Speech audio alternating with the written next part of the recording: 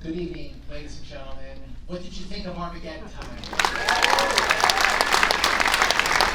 is writer, director, producer, James Gray. Hello.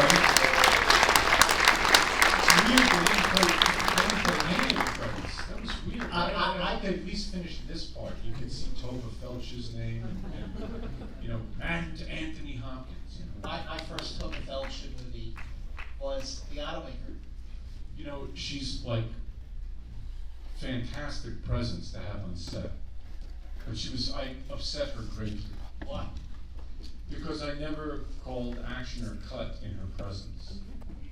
And the first scene we shot was that dinner scene, dumplings, suckers, that whole thing. And it's all as scripted actually, except for the beginning when Jeremy Strong's talking about bridges. That was his improvisation. But after that, it's all as scripted. But I had two cameras, and I don't usually like to do that, but we had two cameras, and because it was top lit, you could get away with it. And it wasn't compromising the angles. I don't want to get into the technical stuff, it's boring you, but this is the Cinematech, right? They love. I heard, this was very funny, I know I'm in really good crowds when they clap for Darius Kanji. That to me is always the good sign. But, do you guys know what the stage line is? This is one of the more asinine, irritating aspects of filmmaking, but I don't want to bore you too much, but you can't put like if I'm looking at you, I can't put the camera here, and then further over the shoulder, I can't go on this side. There's an imaginary line. Anyway, so it means you have to get all these different angles in that dinner scene. So I did not call action or cut all day. I just started rolling, and I kept saying, well, let's start to play the scene. I had props bring out the food, and they just fell into it, started to play the scene. And I did get different takes of each line, about 7 or 8 or 9 takes of each. Finally, Tova said to me, she said, darling, it's about 3 hours into our day. Are we ever going to shoot? I said, Tova, I have 3 hours of footage. Oh my God, that's fantabulous. Oh, fantabulous. You've been shooting. Oh, that's what she kept saying. But I wanted that feel, that kind of thing. But I love her, So you shot that dinner scene first. That was pretty early. No, it wasn't first, but it was like day 3 or something. It was very early on in the shoot. Was it deliberate to shoot something like that early for scheduling, or because? No. Because I wanted the whole family together. But if it were a different, if it were a different moment in history, that would be pre-COVID. I would have cooked food for everybody, had them come 2 weeks in advance, and we would have gotten to know each other. But like you're in zone A and people are in hazmat suits, I couldn't do it on this. And so I just said, well, let's try to put that as early as we could. And so I think it was as early as Jeremy could get to the movie. Everybody else, we blame him. I think it was as early as he could arrive on set. Or maybe it was Annie, I can't remember. One of the actors, it was the first day they could be there, so that's why we did it. Yeah, the thing, when I saw the film at the Telluride Film Festival, am I going through male menopause, or is it just like really cold it's a little out there? warm in here. Really hot We were just here? outside. It's okay. So when I saw the film at Telluride, it was I just had such a feeling of like this is the kind of James Gray movie that I love. It's a more intimate. The kind of James Gray movie. No, listen, I love that ones that aspect. suck. I love that aspect. I had a great time with Lost City of Sea, but my favorite film of yours prior to Armageddon Time was Two Lovers. Two Lovers is a movie. This is the one people say is most like that one. I don't know why. I have no idea. I don't know. The same person made it, so maybe that would explain That'll something. do it. But now, what was it that made you go, you know what? I want to do something personal. It's very easy to answer. I had 2 movies back to back, like you said. One was In the Jungle, which damn near killed me. Because Jews are not meant to be hanging out in the jungle. So, I was there for a long time, and I'm proud of the film and all that stuff, and in some sense, now when I look back on it, I have a great recollection of the experience. The Scorpions I could do without, but it was a very good experience for the most part. Although I fought with Darius a lot. I love him to pieces. He's like my brother, but we fought a lot. Because I remember we were like knee deep in the Don Diego River, which you could do when the tide was down, which is a tributary off the Amazon. middle of nowhere, right? And Darius is looking up there, and he's going, there's a cloud, another cloud, another cloud. I mean, I've told this story, it's true. And I saw what looked like a very large crocodile pass by me, about where these second row of these seats are. Pretty close. That's pretty close. And I said, Darius, what's it about? I said, turned to the producer, wonderful guy actually named Felipe Aljura. I said, Felipe, are there crocodiles in this water? No, Mr. James, only king, no crocodiles. Now, I don't understand why I accepted that as a benign answer, but I did, and I went, oh, well, no, they're just caimans. And I said, but they look pretty scary, and they look kind of like exactly like crocodiles, so I'm wondering if we can kind of hurry this along. No, the cloud is in front of the sun, and there's really short, that little cloud. I said, Darius, I think I'm going to get eaten in about 20 seconds. Do you think we could go? It was that kind of shoot, you know? So I was very tired when I came back. It was physically exhausting and all of that, and put the film together, and it came out and all that. And then I thought stupidly that going to space would be easier, because I thought I'd be in LA, I'd be on a stage, all of that. But that was a brutalizing experience for a variety of reasons, and the film that came out is not my edit, and so that was a very sad experience. And I said, well, I have to try to rediscover what it is I love about cinema. And my favorite pictures have been Two Lovers and the other movie, The Immigrant, which were made in that same time frame. And I wanted to go back to that style of filmmaking, which is to say, very cheap movie, so there's no risk, and for the studio, and they leave me alone. Not because, oh my God, I have such an ego, it has to every frame be mine. The opposite, it's that you have the ability to get other people's ideas and steal from them, take the credit yourself, of course, and be free to not take the ones that you think harm the movie. Sure. And that's to me what Final Cut really means. It doesn't mean that everything is your idea. You know, in 2001, we were talking about 2001 there, the very famous thing, right, where that 9,000, HAL 9000 reads the lips of the astronauts, which is one of the great narrative developments in the history of the movies. It was the idea of a 23-year-old production assistant named Victor Linden, who Kubrick couldn't figure it out. He was on set, and Linden Coachman said, Mr. Kubrick, don't you think the computer could read the lips? It was honestly the greatest thing I ever heard. Now, Kubrick still gets credit because he had the brilliance to know that that was a great idea to steal. Because there are ideas that come to you on set that are really bad and you can't use them. So that's why I went back to this kind of movie, and frankly, you know, I have people say to me, your movies don't make any money. Well, the movies cost like $4. You know, there's no risk in them. So you know, that's how I get them made, really. That's how this got made. Well, when you were mounting this, actually, let's go back to when you were actually writing. And this is clearly very autobiographical. So much of it, if not all of it, is based on your upbringing in Queens around 1980. So did that make it like easy to write? Did it just kind of like, you know, come right out of you, or was it still? You know, Scott, when you're a genius like me, it just comes right out. No, it's like agony. I suck. Reading on the first draft, you're reading, you're like, oh my God, I'm horrendous. I love your idea. That isn't easy, right? No, it's the first. It's like agony. You go home. I mean, you have a lot of writers here. Sure, you turn on the computer, it's a blank screen, and it says, "Fill me up, asshole." So. No, it was really hard to do. I was in a very good situation to write. I was in Paris. I was directing an opera, as one does. And I was by myself in a kind of gilded version of solitary confinement. I was in a very nice apartment, but it was in a residential neighborhood in Paris, and I had a bit of culture shock, but also I was coming off that astro, I was very depressed. And I was doing an opera which I'd never done before. I didn't know the sort of rules of the game, so to speak. And you would work in the day in the basement of the opera. It's sort of like, you know, this grand, beautiful opera house, but then in the basement it looks like Hitler's bunker. Very, very low ceilings, and it's freezing, and you know, you drink the worst cup of coffee in human history. And I said to one of the singers, "Is this the worst cup of coffee I ever drank?" She said, "Oui, jus de chaussette," which means sock juice. So you can get a picture of the experience. And I went home, my wife and children hadn't joined me yet. And that was when I was outlining this movie. And the outline didn't take a long time.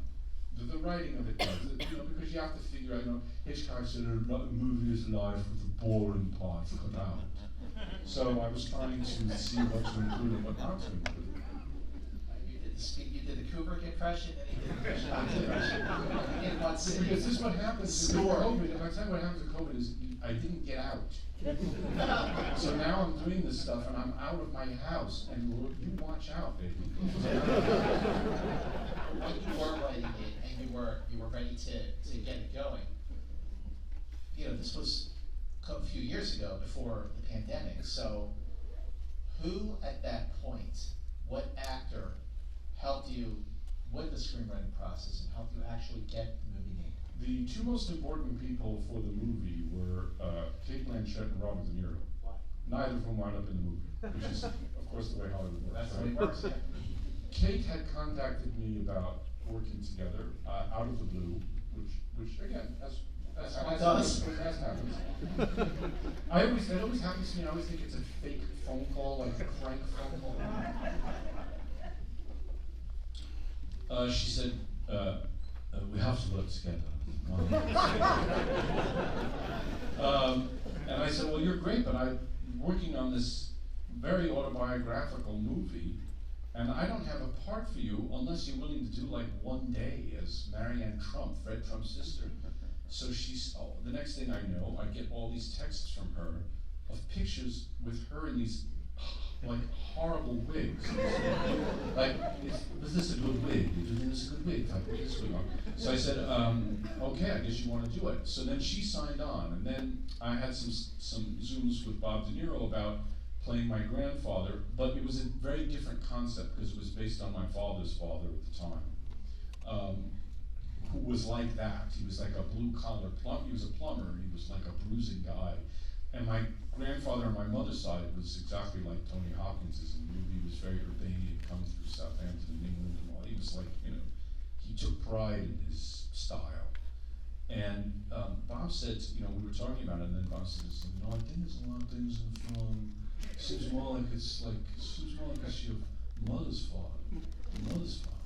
And so he still was going to do it, but perform it differently than Hopkins, but it was sort of jury-rigged into a different thing, and he was very helpful to me. And then when COVID hit, Kate's schedule got screwed up, Bob's schedule got completely messed up. Then he went off to do Marty Scorsese's movie, which was like a 9-month shoot or something. And so then it was like, do I wait for him? And then Cate got into Tar, and so she was great, but she was like, I'll do it from Berlin, and I'll do it from green screen. It'll be very nice. I'm like, no, you're very sweet. On a Saturday, we'll do it from green screen. I said, no. So then I asked Jessica if she would give me the day. And then the other actors, they came on board because I basically wanted them, and the person who I thought would be perfect for my mother's father after my conversations with Bob was Tony Hopkins, but I never thought he would do it. He was perfect. He looks exactly like my grandfather on my mother's side. And I thought he'd say no. I just sent that out there, and 3 days later, hello, this is Anthony Hopkins, James Gray. Hold on a second. Put that door in the camera. That's a surreal phone call. Because I'm a fucking loser from Queens. And here when that guy got the Tony Hopkins phone call. You know what I'm saying? It was pretty good. Well, listen. So you got this great cast, and you imitated everybody who's in the film and not in the film, which has already made this like the best Q&A I've ever done. But this is the best. You got a low bar. I love it.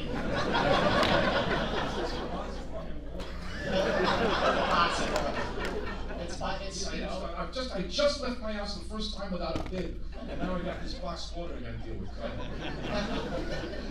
So, so you got this great cast. Anne Hathaway, Jeremy Strong, Anthony Hopkins. So talk about Banks. Yeah, that kid's great. The kids are great. The kids are like, every scene. Yeah, the kids are great. That kid's in every scene. Yeah. And he's not I mean, it's very authentic, I think, because he's kind of hateable at times. But I like that. He's a kid. Then people say, oh, is it a movie about the loss of innocence? I said, no, kids are not innocent. Kids are complete assholes. I have 3 children. I love them so much I want to eat them. But I told this story. I got my youngest son. Okay, so I'm going to tell you the story because it's important for what the movie is, actually. It really is. So my youngest son, his name was Raphael, who, again, I love him so much I can't even take it. My daughter makes a sheet cake. She doesn't frost it that night. She says, okay, I'm going to put the frosting on tomorrow. The next morning we come down, the frosting's all gone. I got 3 kids, like I said. I said, who did this? I didn't do it, I didn't do it, I didn't do it. So I got these Ring cameras. And my wife and I look at the Ring cameras, and it's like this. I see Raphael like this with the Duncan Hines thing. Security camera, eating frosting. So I know he's guilty as fuck. So I said to my older son, Henry, I said, Henry, I want you to play along with something here, and I want you to give him the best Marlon Brando, because I want you to react like you're really being upset, like it's all fucked up. Okay? Yeah, Dad, okay, yeah. So just play along, all right? Yeah. I said, who did wait for frosting? I didn't do it, I didn't do it. You didn't do it, really? You didn't really do it? Henry, did you do it? Yeah, Daddy, I think Henry did it, says Rafi. I said, oh, you think so? All right, Henry, you know what? No more sleepovers for the rest of the month. What? And he did great. He was the what with the it was great. I look over, I see the kid who actually ate the frosting, Rafi, he's laughing. Then I said to Henry, you know what? I don't like your attitude. I said, you know what? You were going to go to San Francisco on that school trip, right? You're going to school trip to the science center? Yeah, you're not going. What? Oh my God. Ha ha ha ha. And I wanted to see how much I could escalate before my youngest kid would actually like fess up and like be a mensch, as the picture says. And the sad thing is, I never hit that limit. It was like, Henry, you will never again be fed any meal ever. You will be sent to Devil's Island in French Guiana plantation. Like you're, you know what I mean? So finally, what I take from it is that children on a semi-serious note, God forbid, the children they're not born with a moral or ethical compass. And this idea that, like, you're supposed to just know what's right and wrong is just not true. And I was adrift as a kid because my parents, I think they had a feeling that putting food on the table was their first priority, and it was a struggle for them. They were not wealthy people at all. Particularly in 1977, which was a very difficult year for them financially. I remember my mother using food stamps at the supermarket, and I said, what is that kind of money? And my mother got very angry. Stop it, like this. And by 1980, they had begun to come out of it a little bit, I remember. But still, they were under great strain, and my father, he felt it. But they never asked my brother or me, are you okay? Not once. And it was like, go take the subway, get out of here. You're making too much noise. We don't want to hear or see you, really. And so I was riding the subways with my friends, or by myself, really, at age 11 and 10, in 1979, I was taking the subway, which is an act of parental insanity, really. You see the subway in the movie, which is, by the way, there's a funny story about that as well, which I can tell you about that. I remember I got in touch with the guy at the MTA who was in charge of filming. He said, I'm Mr. Gary. He kept calling me Mr. Gary. Mr. Gary, I do have a train for you. It's 1974 vintage train. I said, that's perfect. That's exactly the train I need. He said, the train is going to go from Bleecker Street to a station that is not currently in usage. It was very interesting because he always added like an extra syllable. So he said, you're not in use. He would say usage. And I'd say, well, okay, we got the subway, and I got Banks Jaylin down there, and the two boys played the teenagers and stuff, and set the whole thing up. And the train was 1974 train, all right, but it was absolutely sparkling clean. And I said, well, that's just way fucking wrong. It was like the subway was like the dungeon of hell. So I said, so I had the scenics, they started the graffiti. Excuse me, Mr. Gary, the MTA does not promote graffiti. I said, no, I understand this was a period film, you see. So the train was in, no, so the MTA will not agree to any graffiti work on its trainage. And I was like, well, here's the problem, and how do I get? So then the person said, well, we're going to put it on this tracing paper that can then peel off. Mr. Gary, we will not promote this trainage to have any graffiti usage on it, you know. And so finally, I lost the argument, but CG does exist, and so all the graffiti on that train is CG. Yeah. So guess what? He lost. But on a serious note, I'm going to say it's a segue into a serious thing, which is we have a nauseating tendency, especially now in the last 5 or 6 years. I've noticed this cultural shift to try and deny history, to sanitize it, and the idea that the New York subways was this friendly, clean place. It was like a shit pile, and it was scary. And there's a great book, by the way, by a genius photographer who's still alive named Bruce Davidson. And he has a book called Subway, who'd have thunk it, of the pictures that were all summer of 1980, and you can see exactly what it was. And I did have photos of my brother and me on the trains and stuff. I mean, New York was a tough place. I mean, it still is, but it was really, for a 10 or 11-year-old to be wandering around with his friend or by himself was not really a smart idea. Well, his friend Jaylin is also great. The two of them are great together. They're great. Well, they became very good friends very quickly, which was a fantastic thing during COVID. Neither of them was from New York, and they went to the top of the Empire State. They got there, they went to the top of the Empire State Building, the Statue, they did all the New York things, and within a week or two, they were there for they were there 3 weeks ahead. They were on very good terms and stayed that way, thank heaven. And you can, I think, sense some of that chemistry between them. They're both so smart. I was throwing all kinds of improvisation stuff at them, and they really listened so well. And they had an ability to improvise within the character. There was one moment which I thought was really inspired for Jaylin, where he was in the clubhouse, where he comes to say, it's at night, and he says, I just came to see how you're doing after Banks gets the shit beaten out of him. And he says, well, what happened to you? And he says, you forgive my use of this word because I recognize it's offensive. He says, they put me on the 3rd floor with all the retards, which I thought was a fantastic improvisation because A, it's what that kid would have said, and did say, totally, and B, it says that even he, in that clubhouse, in that situation he's going to be in, is looking down on somebody else.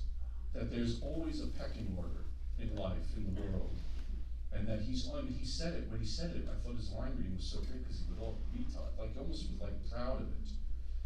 Anyway, my point is that they were so smart and were always thinking in that way about what the film meant, because we talked about it a lot, of course. So, when I was watching the film for the first time, I mean, it's really complex. It covers a lot when it comes to family, when it comes to friendship, race, politics, the generational pursuit of the American dream. Yeah, the class is like the class, absolutely. Yeah. Was that like a deliberate balance you were seeking, or did it just there it was? I mean, certainly, obviously, the whole point of the picture was this idea of the impact that striving and class striving has on the idea of privilege itself. See, sometimes I find that I'm not a communist, so it's not that. But American capitalism, just because I'm not a communist, doesn't mean we don't try to criticize and ask questions about our role in it. I saw that my parents' striving was the same thing in some ways that had they were the ones putting their foot on Johnny's neck. The whole idea of my family trying to get ahead, and in many ways failing, but trying to get ahead financially, was their contribution to an unjust system. The grandfather is a very positive character. Obviously, he does love me, cares about me. But I think, in some ways, my grandfather is still a figure of tremendous cognitive dissonance because, he says to the kid, "I told your parents to do that. I told you to do that." We're gonna use graphics, but maybe you fit in. This whole idea that you should just fit in and be part of the system and abandon the public schools, and now this is your chance. But that's the thing that contributes to an unequal country. And later when he says to the kid, you be a good guy, you do the right thing, in a way, it's not hollow, I believe him, and I know that my grandfather felt that way, but at the same time, previously he was saying, I'm getting you out of that other school. So it's not so easy to untangle these issues. It's very easy, especially now with social media, to say, to moralize, right? To say that person's an asshole. Look at what a schmuck he is, this kind of thing. But I think we all play a role. Every time you buy sneakers, tennis shoes, whatever you want to call them, and you lift the tongue and it says made in Vietnam or made in Philippines, who's making that shoe? It's a gesture towards an unequal world. And none of us is innocent, which is why art that tries to moralize is shit. Because you cannot, that is not our job. See, part of the problem, I'm seriously, but part of the problem is that the political and economic and social system under which we live has so failed that it is now intentionally marshaling its weapons for artists to try and answer that. And it is not the job of the artist to give you a positive message about capitalism. It is not the job of me to sell you that Jaylin, or the Johnny character, turns out to be the head of Comcast. Fuck you if you think that's my job. My job is to convey to you my reality. I am trying to convey something very real about American life that I witnessed. Well, okay. Now, I'm not trying to applause that, really. I feel very strongly about this because, art is the way that I have to express the complexity of the moral catastrophes that we face. I don't have religion. I'm not a religious person. But I have art. Well, I just want to say, first of all, you and I are about the same age, and I'm watching the film, and Banks is totally around the same age, and I grew up in a suburb of New York called Philadelphia, and it's just that I remember vividly just that period of time when Reagan was running for president, and how did you see that era of Reagan, who Jeremy labeled as a schmuck, sort of being the turning point for where we are now. I'm curious. I have to ask them a question. Yeah. How many of you know where Ronald Reagan kicked off his 1980 campaign? Does anybody know? Philadelphia. Correct. What was it? It was Philadelphia, Mississippi. What happened in Philadelphia, Mississippi? Do you know? Goodman, Schwerner, Cheney. That's right. He knew exactly what he was doing. He kicked off his campaign talking about states' rights at the site of Goodman, Schwerner, Cheney's murder. I'm not going to say that he's the equivalent of Trump. I understand he had a foreign policy team that actually knew something about something. But nothing comes from nothing. And I remember as a kid hearing ketchup is now a vegetable in school lunches, and welfare mothers driving their Cadillacs. And and by the way, him firing all those air traffic controllers and breaking the union as one of the first gestures he did. You break the union, you're talking about welfare, Cadillac driving welfare moms, ketchup is a vegetable. You know what he's saying? If you're poor in this country, fuck you. That's what I was hearing. You went from, now Carter I recognize, and in many ways was too moderate for my taste. He deregulated the airlines, all that stuff, all that. But he was an evangelical and a beautiful person in many ways, and he promoted the idea of equity, as what we now call equity, but in 1979 we would have referred to as equality. And Reagan came in and said, enough of that shit. And it changed the culture really almost overnight. If you look at the movies that are being made, we went from the new Hollywood, and overnight we were seeing a very different kind of movie. So some of that is United Artists going bankrupt and all that, but that's in the weeds. And I just feel that the country, maybe we're headed to a really great place now because it's the growing pains of a kind of multi-ethnic democracy, the first time it's ever existed in all of the human species. So maybe it's just those growing pains, and hopefully we can get past it. But I never thought I would hear an American president who was so blatantly racist and unsympathetic towards like people with handicap. Like, did you ever see him make fun of that reporter who was a handicapped person? He's going like making fun of him like that, or like overtly, I think now overtly anti-Semitic as well. There are these brutal threads. It's almost like having a Klansman as the head of the country. I never thought I would see that. By the way, Fred Trump was in the Klan. And the scene in the movie where he approaches me, what is your name? Well, that is exactly the way it happened. It was my first day of school, I had my attaché case, my hair cemented down with dippity-doo, and here's this evil clown saying, what are you doing here, Jew? And that's basically what he was doing. So, this is sort of the essence of the movie, was to sort of say, you have to go, don't you? We have to go. Don't they have like 4 movies to watch or something? No, you know what, I just want to make sure I get to a couple of really, first of all, we talked about Jessica Chastain at the top when we cast her. Like, she's phenomenal in that scene. Yeah, it's insane. She's By the way, amazing. almost word for word. But it's fantastic. Because she's doing, it's actually not easy to do what she's doing, because she's doing like the slightly bad acting that a person who's not an actor who has to give a speech would give. And she's like having to, yeah. I worked hard, like this whole thing. I remember I called my brother, and I said, can you remember that speech? And I want you to write it down as best you remember it. I'll do the same, we'll compare notes, and we're exactly the same. You know that old line that Ann Richards, governor of Texas, had about George W. Bush. She said, born on third base, thinks he hit a triple. And that's kind of what her speech was, how hard she had to work. And I remember being like 12 and thinking, you're worth like $4 million you're talking about. Also, I want to ask, so the look of the film, we talked about cinematography. The look of the film it just looks gorgeous. It just has a great look to it. And yet this is the first time that you did something, but when you shot it digitally. Yeah, I mean, what we tried to do is, with the light, obviously, everyone's out of their key light all the time. It's a very weird thing.